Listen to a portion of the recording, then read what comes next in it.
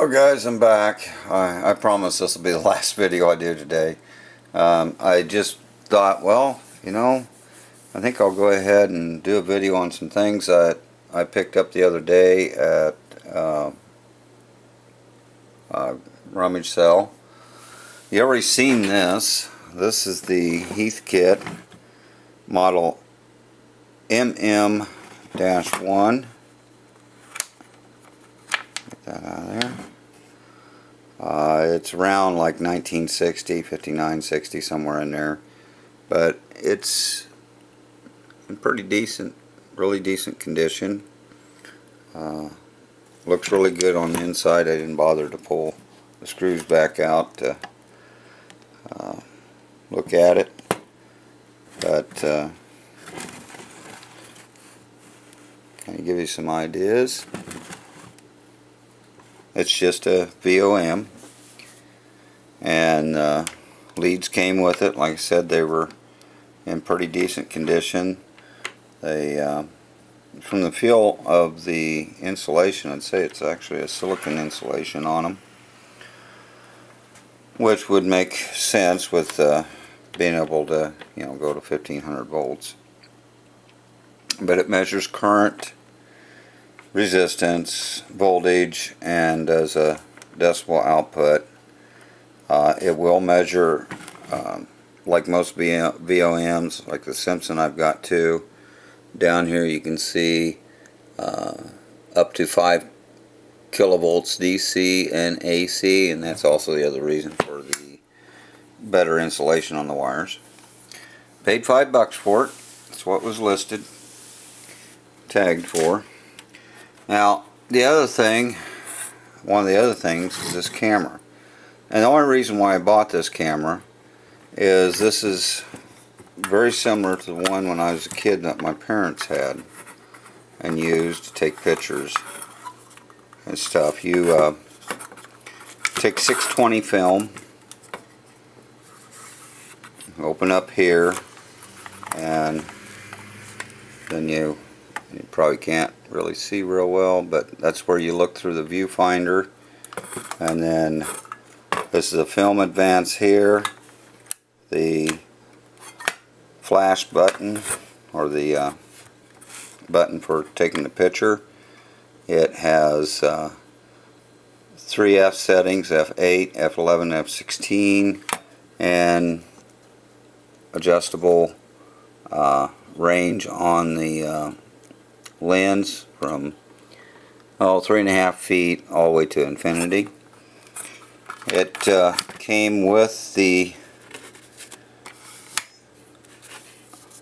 book, the manual, so which is in really decent condition.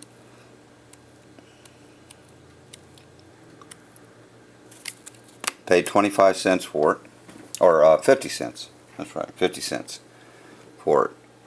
So I thought, like I said, since my parents had virtually exactly the same camera, I wanted to have, it's kind of, I never did get theirs, so I don't even know whatever happened to it.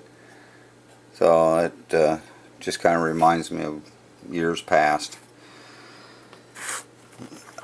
These were basically made back in the late 40s into the early 50s, or about up till about 1955, and then they came out with the next model after this. This here is another item I got.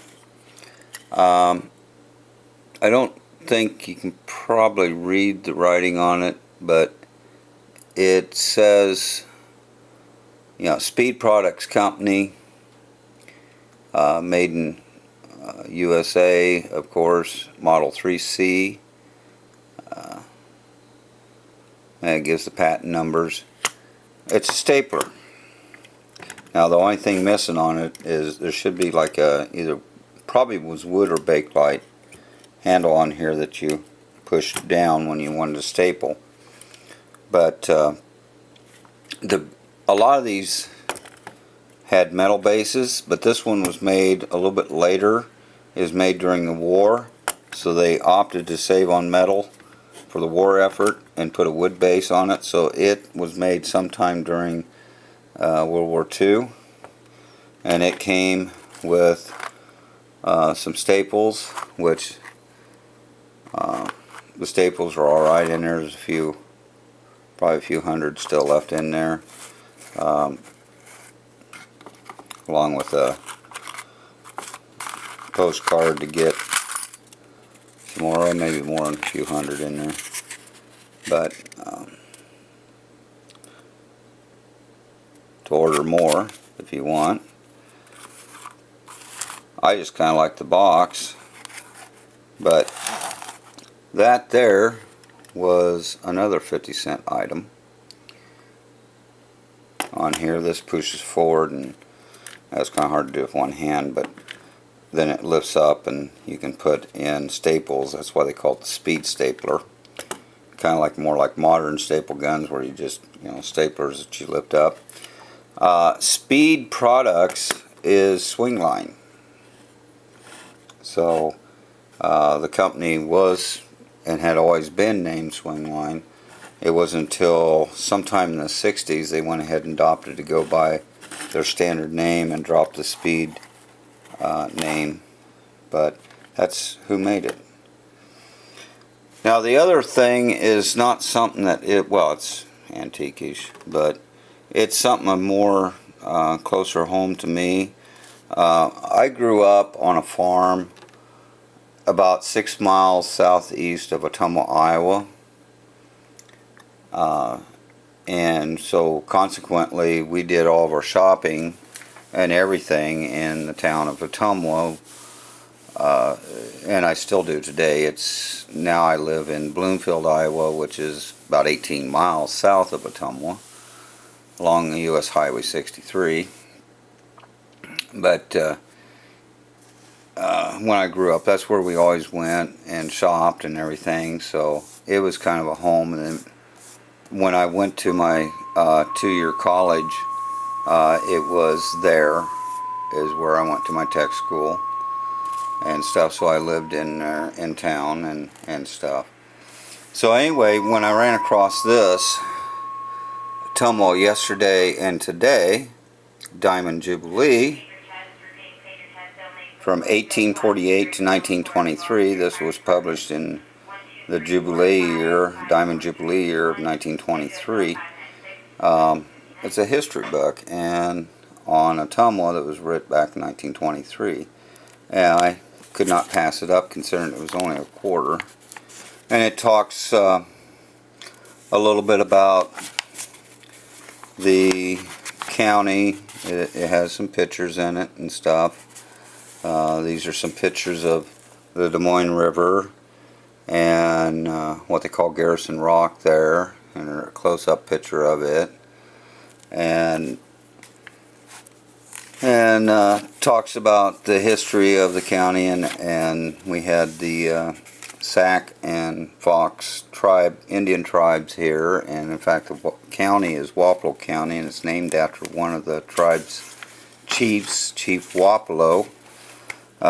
Some of the other names around the area and street names and other county names are named after some of the other Indian chiefs, and Chief Wapello is this person up here. This little cemetery here is Chief Wapello and a General J.M. Street, or General Street, who signed a treaty with him basically for the land of Wapello County and stuff. And when both men died, they were buried here, which is in a little town of Agency, which is just 5 miles east of Ottumwa. So anyway, it shows different pictures and of different times of the city, and talks a lot of history about it, and so on. So I I just couldn't pass it up, not for a quarter, and the book's in decent condition, and I like old books as well as other things. So anyway, I thought this is going to be a short video. I just thought I'd show you some of the stuff I picked up, and kind of just give you, you know, something that's more than just dealing with radio theory and electronic theory and stuff. So anyway, this will pretty much end this video. I don't have much of anything else, and there's a couple other videos uploading. So this will be the 5th video for today, and I'll get them all up, and so you all can have something to watch, and Tom, you'll have quite a bit of time of watching quite a few videos. They'll keep you busy for a while tonight and stuff. So anyway, till the next video, thanks for watching, and we'll see you on the next video.